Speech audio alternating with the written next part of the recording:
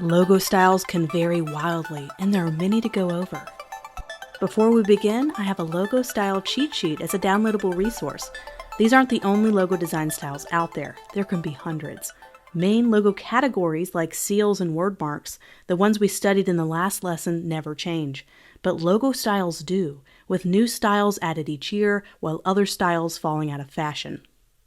The first style we're going to talk about today is flat design. A super popular style as of late, it requires a logo to use simple shapes and vector graphics to create a sense of depth. The requirements for a flat design style is no use of blurred shapes or drop shadows. Usually they're solid colors without the use of gradients, and the flat design style remains simple and clean, with as little design elements used as possible. These are flexible, versatile logos because of their simplicity, and they can easily be applied to a multitude of products. Illustrative, script, and hand-drawn logos are the trending style as of late, and I think these are popular because brands and companies want to appear more authentic and relatable, and it's a great way to have a logo that emulates this authenticity.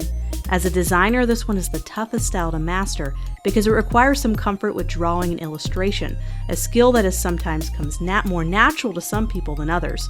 In this class, we'll try to illustrate a hand-drawn logo to see if we can master this technique with a little practice.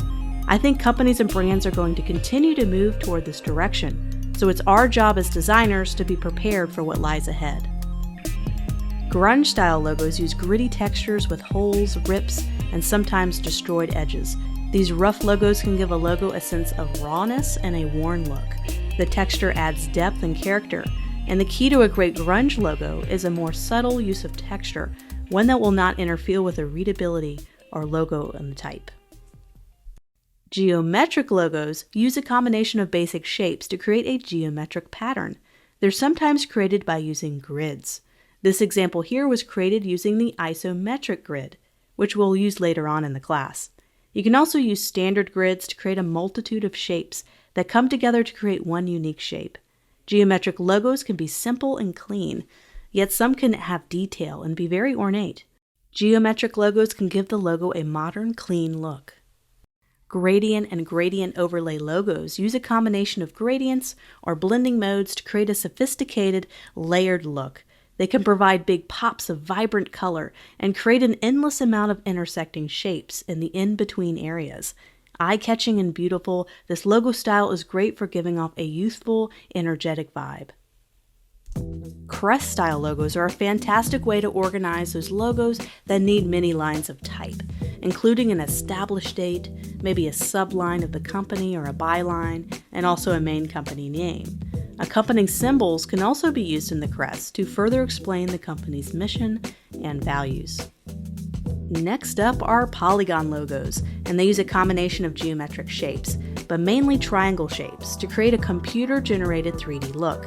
Technically, polygon logos use solid colors, not gradients, with different light and dark values of the same color hue to create the effect of shadows and highlights, without the graphic actually being in 3D. Similar in style to geometric logos, polygon logos can create a sense of depth and complexity, giving a logo a contemporary appearance.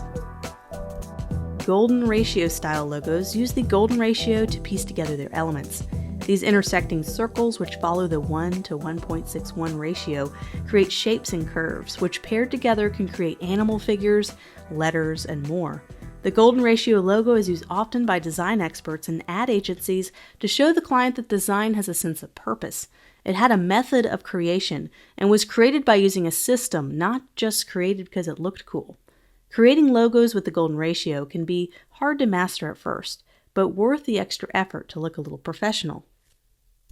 Negative space logos are a pure joy to look at, especially when you discover that the shape created while using the negative space. The negative space is the space created by the absence of a shape. Take, for instance, this logo. The negative or blank space that's created by the O is transformed into a bomb, and the same thing goes for this lamp logo example. With a natural space that's left by the closed counter of the circle area of the A, it's transformed into an object that can help the logo exist with less stuff and symbols. Negative space logos utilize this negative space to reduce the amount of illustration that's required to create a symbol. leaving it much more clean and has a simple appearance. Double meaning logos are clever and fantastic ways to create a memorable logo. Take for instance this example I created. It's the letter B, but it also creates the insect bee. And it requires a company name that can also have a double meaning to pull it off.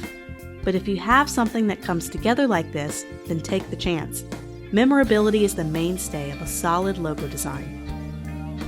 Many of the logo examples you see throughout this lesson were created by talented designers who post their designs on behance.com and a wide variety of other websites.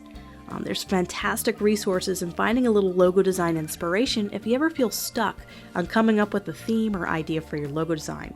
In the Logo Design Resource Guide, another downloadable resource in this class, there's a list of my favorite places to find a little bit of that logo design inspiration. Now that we looked at a few different logo categories and also some styles, now it's time to review the characteristics of solid logo designs.